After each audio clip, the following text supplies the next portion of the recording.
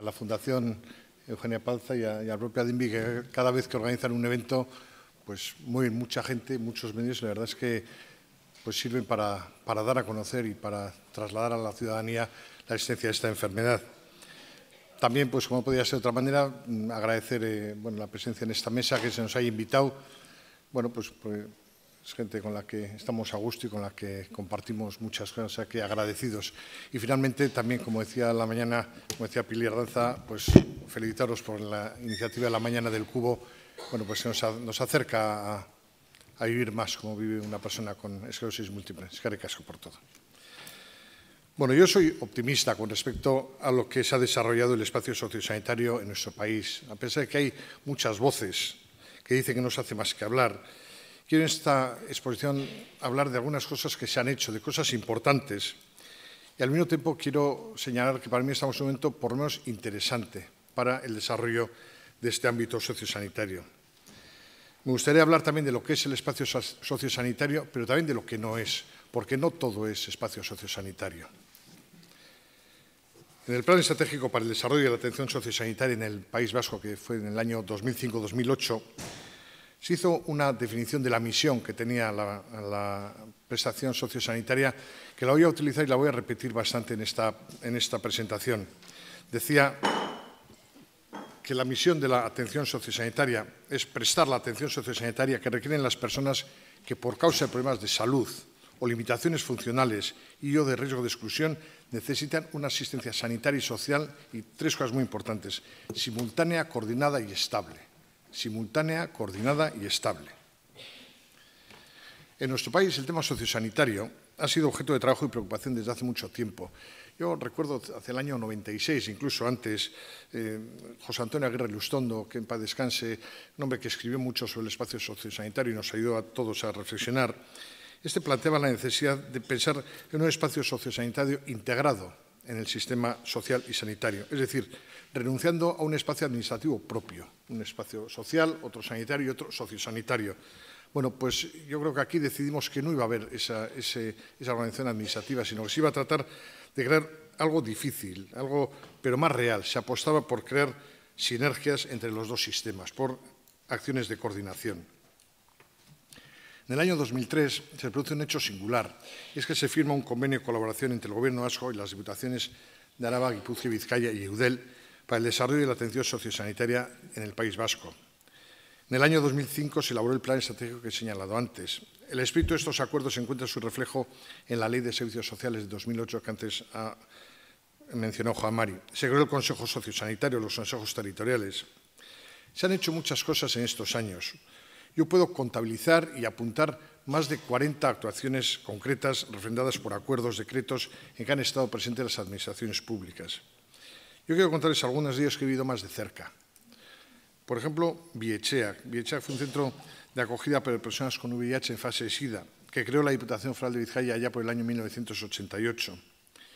El dispositivo cumplía los requisitos que hoy establecemos para una atención sociosanitaria. Las personas acogidas necesitaban simultánea, estable y coordinadamente la acción de los dos sistemas.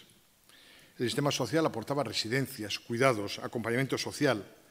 Sanidad aportaba asistencia sanitaria, un hospital de referencia, farmacología, además de apoyo técnico en un tema tan delicado ahora, pero especialmente en aquellos momentos en que era una enfermedad muy desconocida, mucho más que ahora.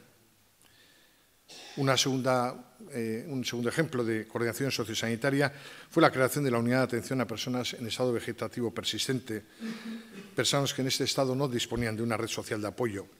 Al igual que en el caso anterior, cumpliendo los requisitos anteriormente mencionados, confluyen los dos sistemas y la Diputación Foral de Vizcaya creó una unidad en Leioa.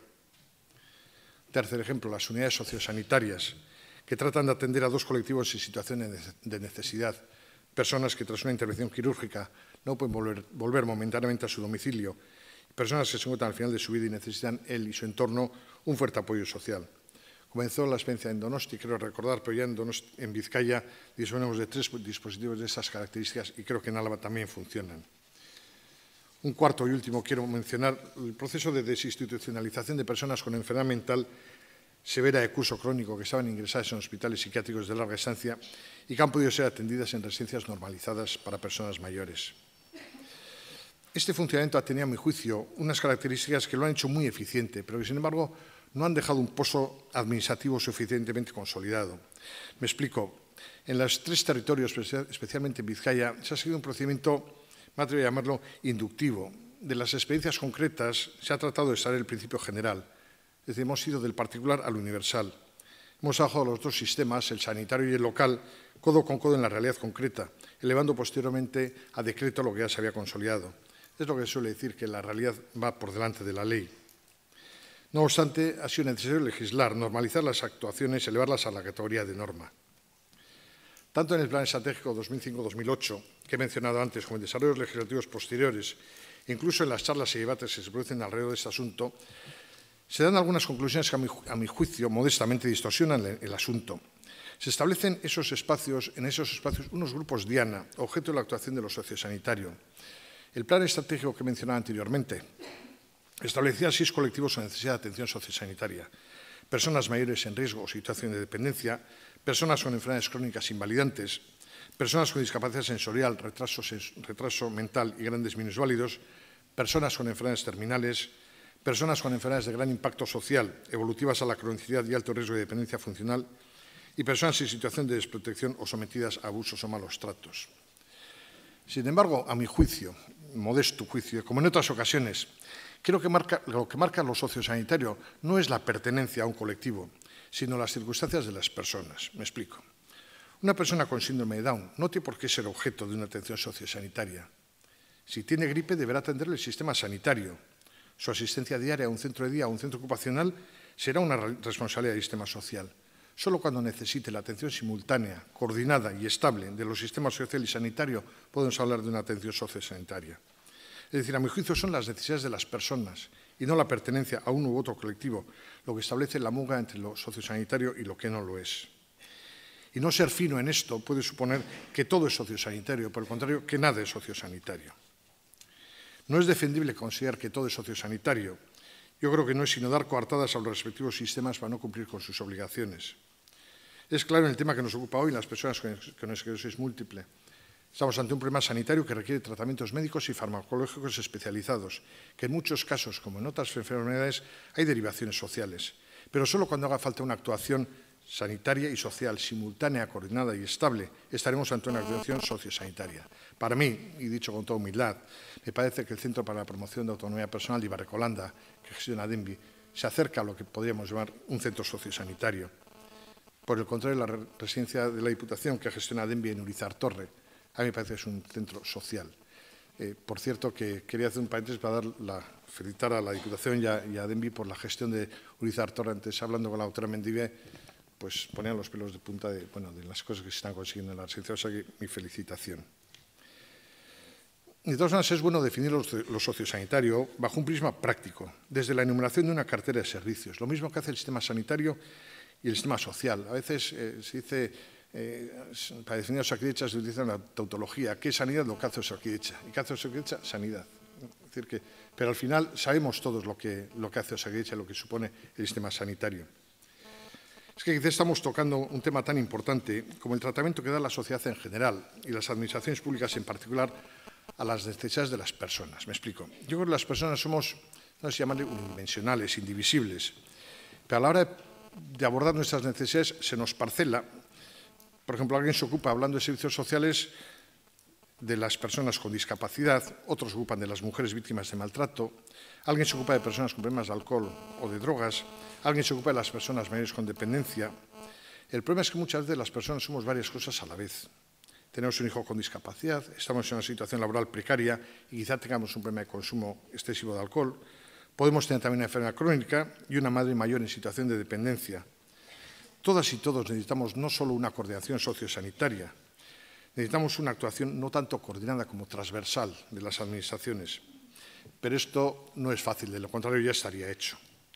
El espacio sociosanitario, el espacio sociosanitario educativo, las políticas transversales deben ser, además de objetivos reales, posibles y medibles, deben ser también horizontes de futuro, las guías que deben mostrar el camino a seguir. En diciembre de 2010 se elaboró un documento denominado Documento Marco para la elaboración de las directrices de la atención sociosanitaria en la Comunidad Autónoma del País Vasco, documento que fue aprobado por el Consejo Vasco Sociosanitario y que marca una nueva etapa, cada vez más estructurada en nuestro ámbito. Tenemos un ámbito cada vez más estructurado. En abril de 2011 se publicó un decreto en el que se modificaba la anterior regulación y se daba una nueva regulación al Consejo Sociosanitario. En el nuevo Gobierno nació en las últimas elecciones autonómicas. Los dos consejeros implicados en el asunto, que están antes presentes, el de Salud y Empleo y Servicios Sociales, Jon Darpón y Juan María Burto, se han pronunciado ya al respecto. Refiriéndome al consejero responsable de Políticas Sociales, Juan María Burto, en su comparecencia al Parlamento Vasco para explicar las líneas maestras de la legislatura, se refirió específicamente al espacio sociosanitario. Dijo cosas, a mi juicio, importantes y, entre comillas, se han conseguido grandes avances en los últimos años a pesar de la gran complejidad del mismo y queremos abrir una etapa de mayor colaboración con las instituciones implicadas. Para conseguir interacciones efectivas en las instituciones implicadas se deben desarrollar actuaciones concertadas. Estas actuaciones se deben basar en 4 ejes de colaboración que les paso a relatar. Primero, definición de metas y objetivos comunes orientados a las personas en situación de dependencia. Es importante trabajar desde una definición compartida de la misión y visión del ámbito sociosanitario entre los ámbitos sociales y sanitarios. En segundo lugar, definición de la cartera de servicios y recursos del ámbito sociosanitario. Las sinergias necesarias y los modelos de provisión de cuidados, bien sea en su domicilio, en centros de día, en residencias, en hospitales de media y larga distancia. Se trata de interiorizar nuestra interdependencia y de expresarla en una cartera de servicios y de recursos compartidos. En el contexto de un plan de comunicación sociosanitaria se deben desarrollar acciones que faciliten compartir el conocimiento del ámbito sociosanitario y de las capacidades mutuas. En tercer lugar, formalizar acuerdos entre sectores, instituciones y organizaciones. Son la base para elaborar herramientas que nos permitan homogeneizar las decisiones de atención sociosanitaria y avanzar así en la equidad de provisión de servicios. En ese sentido, para facilitar la interacción, tenemos que introducir mejoras en la integración de los sistemas de información que permitan compartir la información necesaria para mejorar la atención a las personas con dependencia. Hablamos de un sistema de información clínica único y compartido en aquello que es necesario desde una perspectiva de colaboración en el ámbito sociosanitario. Y 4, desplegar espacios para la conectividad entre profesionales. Esto garantizará la operatividad y la adecuación de la respuesta a cada paso. El despliegue se hará a través del Consejo Vasco de Atención Sociosanitaria y de los consejos territoriales que desplieguen de este. Y cierro comillas, que esto es lo que dijo Juan María. Al final, lo que se ha propuesto el consejero como hoja de ruta es un tránsito por unos caminos de colaboración que nos permitan conseguir una cartera de servicios que establezca con claridad de qué se va a ocupar el ámbito sociosanitario, quién lo va a proveer y cómo se va a financiar. Nos deben llevar también una información compartida que ojalá desemboque en una historia clínico-social unificada en lo que sea necesario. Y todo ello con los y las profesionales y con la sociedad civil organizada, con el tercer sector de acción social. Esto es lo que pretendemos con la elaboración de un plan estratégico que hemos empezado a elaborar y queremos someter a la aprobación del Consejo Vasco Sociosanitario próximamente y que os contará enseguida Guillermo Viñegra.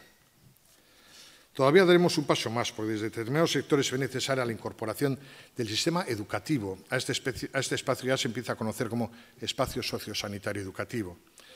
En efecto, el Consejo Vasco Sociosanitario aprobó al final de la anterior legislatura un programa que acabó en un borrador de decreto de atención temprana, incidiendo en gran manera en la necesaria no colaboración, sino interrelación entre los 3 sistemas. Finalmente, y para acabar, por encima de nuestras coordinaciones, nuestros esfuerzos, nuestras políticas, las beneficiarias o perjudicadas de nuestro trabajo, del de todas y todos, son las personas que muchas veces tienen de alguna manera dolor. No debemos olvidar nunca, también lo dijo Juan María en su intervención, que hay 2 principios básicos que deben guiar nuestras actuaciones. Todas las personas, por el hecho de serlo, tienen dignidad, no tienen precio, poseen un valor incondicionado que le hacen ser fin en sí. El segundo principio es que todas las personas, en cuanto tales, son iguales y merecen idéntica consideración y respeto. Hasta aquí mi exposición. Espero haber sido capaz de transmitir mis reflexiones alrededor de este tema.